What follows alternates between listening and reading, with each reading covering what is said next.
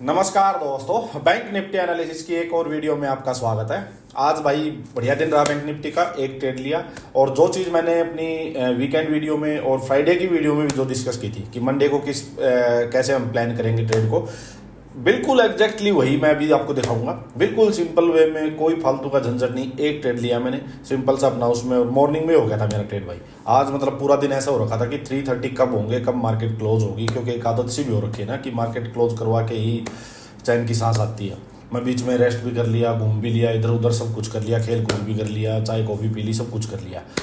Market close होके ही नहीं दे रही थी, क्योंकि ट्रेड लेना नहीं था। ट्रेड मॉर्निंग में हो चुका था। और आज मैंने फॉरेक्स में भी एक ट्रेड लिया कई दिन के बाद, क्योंकि कई बार याद ही नहीं रहता फॉरेक्स नंबर। मैं अभी इसको रेगुलर स्टार्ट करूंगा। कई लोग पूछ भी रहे थे, तो मैं उसको रेगुलर सोच रहा हूँ यार, क्योंकि दिन में ना कई बार बोर हो जाता हूँ। ट्रेड तो क्या है कि एक आधा ट्रेड अपने सेटअप पे आया तो ले लिया। अब ऐसा तो नहीं इसको पूरा दिन बैठ के देखता रहूँ। तो अभी फॉरेक्स का भी एक ट्रेड मैंने लिया आज, और इजी ट्रेड था, वो भी चल ही रहा है, वो तो मैंने छोड़ ही रखा है अभी उसको। देखो बैंक निफ्टी में बताता हूँ आपको। ये आज की, पहले देखिए आज की ये कैंडल बनी हुई है, ये टॉप ऑफ द ट्रेंड है बिल्कुल। ये देखो यहाँ से चलते चलते टॉप ऑफ द ट्रेंड, और एक काइंड ऑफ ये इन्वर्टेड हैमर है, शूटिंग स्टार टाइप कैंडल बनी है। शूटिंग स्टार की साइकोलॉजी क्या है, इन्वर्टेड हैमर की साइकोलॉजी सिंपल यही है कि बायर्स इसको यहाँ तक खींच के लेके गए थे, 51,300 तक बायर्स ऊपर खींच के लेके गए थे। बट सेलर्स यहाँ एक्टिव हुए। यहाँ दो तरह के लोग एक्टिव हुए। एक तो वो लोग थे जिन्होंने प्रॉफिट बुक किया। मैंने आपको देखो अपनी जो वीडियो थी, अपनी वीकेंड वीडियो या फिर फ्राइडे वाली वीडियो में भी मैंने आपको बार बार भी पिछले कुछ दिन से बताता रहा हूँ कि भाई ये जो चैनल है ना, ये जो है, ये एक इम्पोर्टेंट रेजिस्टेंस है। क्योंकि यहाँ पे जब जब पीछे 3-4 बार आया है तो यहाँ से साफ सेलिंग आई है। तो मैंने कहा था कि इसके आसपास थोड़ा देख के ट्रेड करना है। यहाँ पे कुछ लोग होंगे जो प्रॉफिट बुकिंग भी करेंगे। तो आज देखो इसने अच्छा खासा ब्रेकआउट किया था, इसका ब्रेकआउट करके आप साइड गया था। बट यहाँ दो तरह के लोग कौन से होंगे, एक तो जो रेजिस्टेंस मान के यहाँ प्रॉफिट बुक कर बैठे, मेरे जैसे थे, ठीक है भाई, प्रॉफिट बुक कर लिया एक बार। कुछ यहाँ पे भाई रेजिस्टेंस के आसपास होता है कि सेलर्स भी एक्टिव हो जाते हैं। कुछ लोग होते हैं जिनको कि भाई रेजिस्टेंस पे आएगी तो सेल ही करना है, अपना स्टॉप लॉस लेके बैठ जाते हैं। स्टॉप लॉस गया तो ठीक है, तो भाई सेल करना है। दोनों तरह के लोग हुए। कहने का मतलब है कि जो बायर्स इसको ऊपर खींच के लेके गए थे, वो बायर्स इसको ऊपर तक होल्ड नहीं कर सके, और सेलर्स का यहाँ प्रेशर अब बना और जाके इसने नीचे क्लोज किया है। तो इसकी साइकोलॉजी हुई कि यहाँ पे बायर्स ने उतनी स्ट्रेंथ नहीं दिखा पाए, बायर्स जितना इसको ऊपर लेके गए थे, और सेलर्स की यहाँ एंट्री हुई है।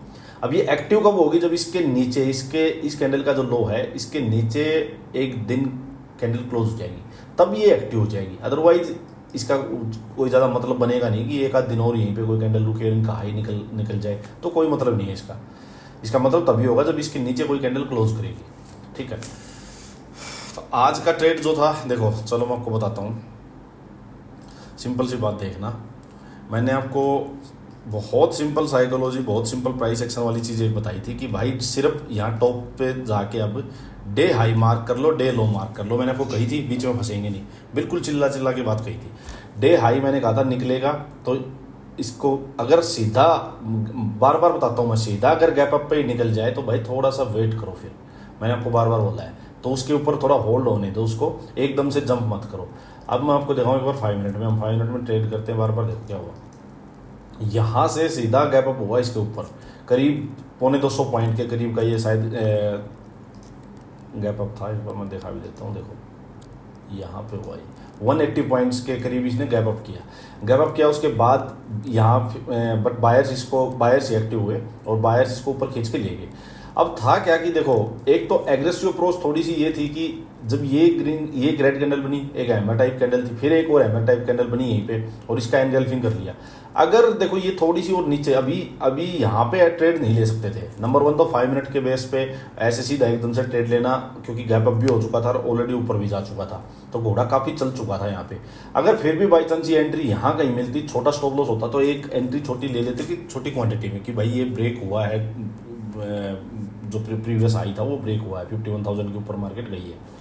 सो बट यहाँ पे स्टॉप लॉस भी बड़ा बन रहा था। 5 मिनट के बेस पे हमें इस टाइप का ट्रेड नहीं ले सकते थे, जल्दबाजी वाला, चाहे ये कहीं भी जाओ। और इसी फ्लो में देखो ये यहाँ तक चला गया 51,300।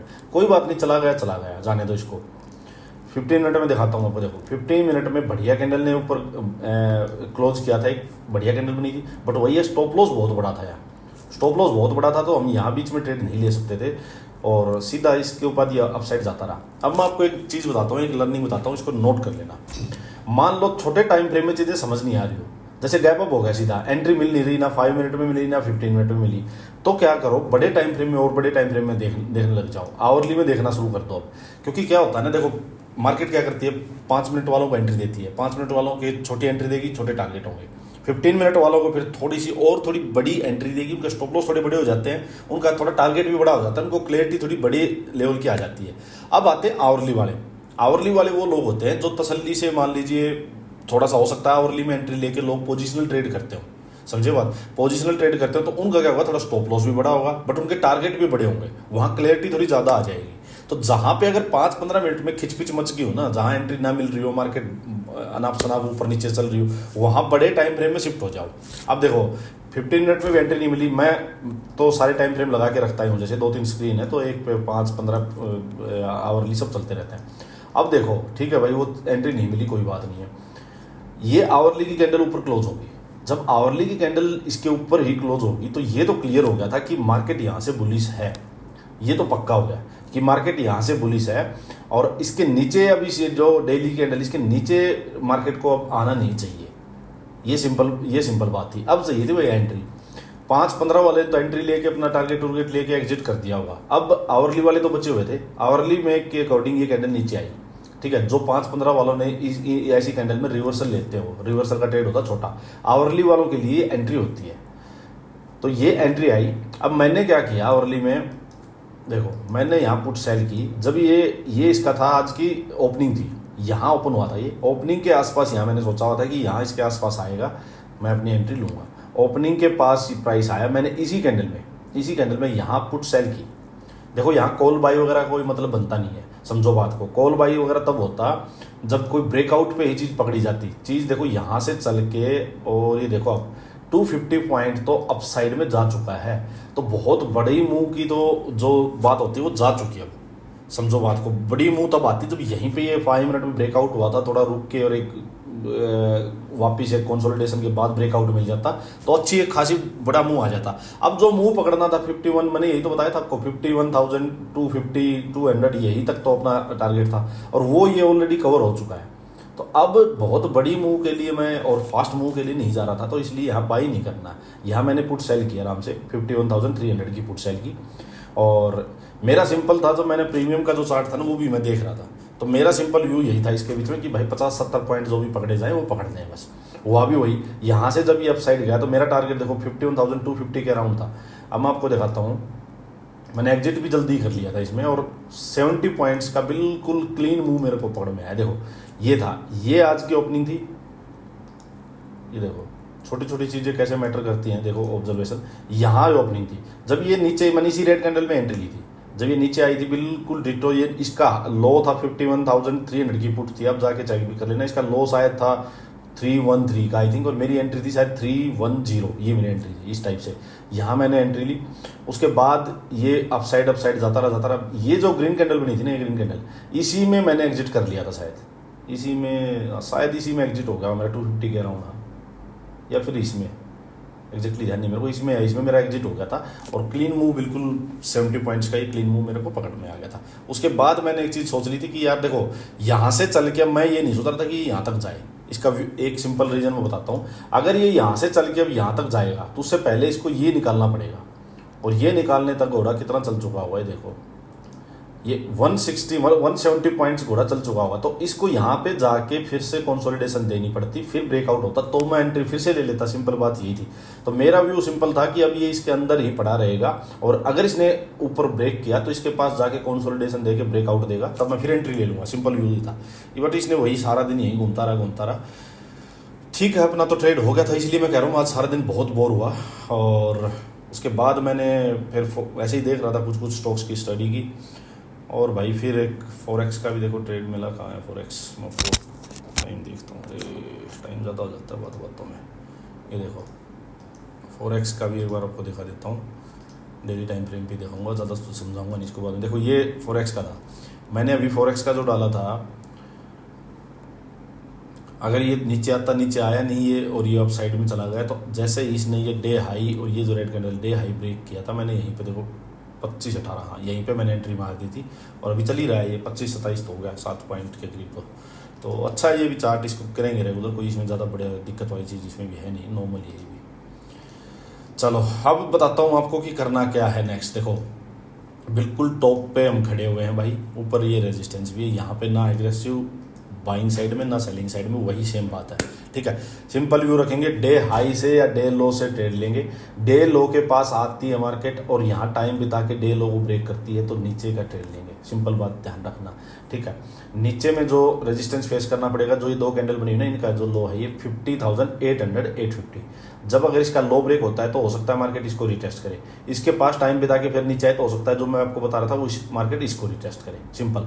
ये इस तरह से प्राइस एक्शन बन सकता है, ठीक है। एक तो हो गई ये डे लो के पास, तो मैंने बता दिया। अब मार्केट मान लो डे हाई के पास जाए, डे हाई के पास जाके मार्केट टाइम बिताए और फिर इसका ब्रेकआउट दे, तो हम अपसाइड का ट्रेड लेंगे। टारगेट होगा 50,500, सिंपल। छोटे छोटे टारगेट रहेंगे कि मार्केट काफी खिंचती जा रही है ऊपर, खिंचती जा रही है ऊपर, तो इसको या तो कंसोलिडेशन चाहिए या थोड़ा सा एक नीचे आए तो हायर लो बनाए, सिंपल सी बात ये है। बीच में मत फंसना भाई, अगर आपके पास बीच में कोई भी कुछ भी सेटअप बने और ऊपर भी जाने को हार्डली 100 पॉइंट हो, नीचे भी 100 पॉइंट हो, स्टॉप लॉस भी इतना ही हो, इतना ही टारगेट हो, उसमें अच्छी बात है, उसमें फंसो मत। एक ही चीज कर सकते हो, डे हाई के पास जाए, वहां कोई क्लियर कट रेंज बने, रेंज का ब्रेकडाउन हो तो आप रिवर्सल का ट्रेड ले सकते हो, लेकिन डे हाई के पास से। ऐसे ही डे लो के पास मार्केट आए यहाँ और डे लो के पास आके मार्केट कंसोलिडेशन देके अपसाइड ब्रेक कर दे तो आप साइड का ट्रेड ले सकते हो, बट उनको एग्जिट जल्दी करना। जो बीच में ट्रेड लोगे ना, मतलब डे हाई के पास से या डे लो के पास, उनको जल्दी एग्जिट करना। हाँ, डे हाई का अपसाइड ब्रेक होता है, डे लो का डाउन साइड ब्रेक होता है, तब थोड़े टारगेट हो सकता है आपको 200-200 पॉइंट के मिल जाए। इस तरह से प्ले करना, बीच में ज्यादा फंसना मत।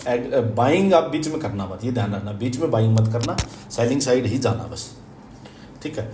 बस यही है सिंपल। बाकी अगर इसका लो ब्रेक होता है तो एक बार हो सकता है मार्केट पहले इसको रिटेस्ट करे फिर इसको रिटेस्ट करे, सिंपल व्यू रखना, बिल्कुल सिंपल, ठीक है।